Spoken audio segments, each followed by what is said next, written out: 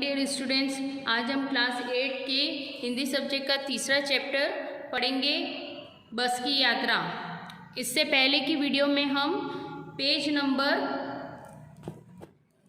Number 13 और 14 पढ़ चुके थे। अब आगे का पेज नंबर है 15, इसको हम अब पढ़ेंगे।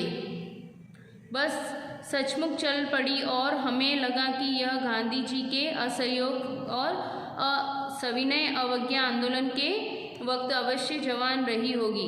उसे ट्रेनिंग मिल चुकी थी, हर हिस्सा दूसरे हिस्से असहयोग कर रहा था, पर पूरी बस सविनय अवज्ञा आंदोलन के दौर से गुजर रही थी। सीट का बॉडी से असहयोग चल रहा था।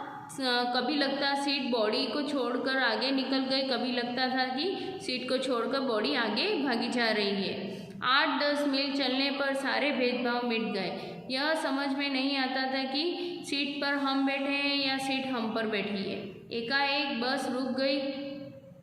मालूम हुआ कि पेट्रोल की टंकी में छेद हो गया है। ड्राइवर ने बाल्टी में पेट्रोल निकालकर उसे बगल में रखा और नली डालकर इंजन में भेजने लगा। अब मैं उम्मीद कर रहा था कि थोड़ी देर बाद बस कंपनी के हिस्सेदार इंजन को निकालकर गोद में रख लेंगे और उसे नली से पेट्रोल पिलाएंगे, जैसे माँ बच्चे को मुंह में दूध की शीशी लगाती है। बस की रफ्तार अब 15-20 मील हो गई थी। मुझे उसके किसी हिस्से पर भरोसा नहीं था। ब्रेक फेल हो सकता है, स्टीयरिंग टूट सकती है, परंतु प्रकृति के दृश्य बहुत लुभावने थे। दोनों तरफ हरे भरे पेड़ थे जिन पर पक्षी बैठे थे। मैं हर पेड़ को अपना दुश्मन समझ रहा था। जो भी पेड़ आता डर लगता था कि इससे बस टकराएगी। वह निकल जाता और दूसरे पेड़ का इंतजार करता। झील दिखती तो सोचता कि इसमें बस गोता लगा जाएगी। एकाएक फिर बस रुकी। ड्राइवर ने तरह तरह की तरकीबें की, पर वह चली नहीं। सविनय अवज्ञा आंदोलन शुरू हो गया था। कंपनी के हिस्सेदार कह रहे थे, बस तो फर्स्ट क्लास है जी, यह तो इत्तेफाक की बात है। श्रेण चांदनी में वृक्षों की छाया के नीचे वह बस बड़ी दयनीय लग रही थी। लगता जैसे कोई वृद्धा थक कर बैठ गया हो। हमें ग्लानि हो रही थी कि बेचारी पर लद कर हम चले आ रहे हैं। अगर इसका प्राणांत हो गया तो इस बियाबान में हमें इसकी अंत्येष्टि करनी पड़ेगी।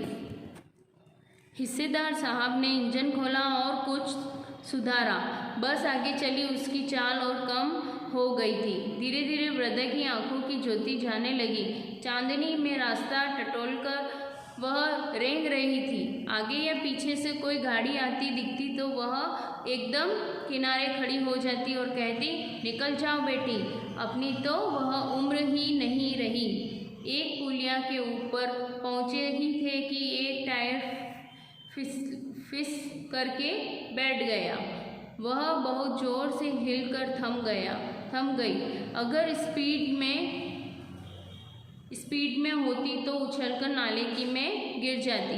मैंने उस कंपनी के हिस्सेदार की तरफ पहली बार श्रद्धा भाव से देखा। वह टायरों की हालत जानते हैं, फिर भी जान हथेली पर लेकर इसी बस से सफ़र कर रहे हैं। उत्सर्ग की ऐसी भावना दुर्लभ है। सोचा, एक आदमी के साहस और बलिदान भावना का सही उपयोग नहीं हो रहा है। इसे तो किसी क्रांतिकारी आंदोलन का नेता होना चाहिए। अगर बस नाले में गिर पड़ती और हम सब मर जाते तो देवता बाहें पसारे उसका इंतजार करते, कहते, वह महान आदमी आ रहा है जिसने एक टायर के लिए प्राण दे दिया, मर गया पर टायर नहीं बदला।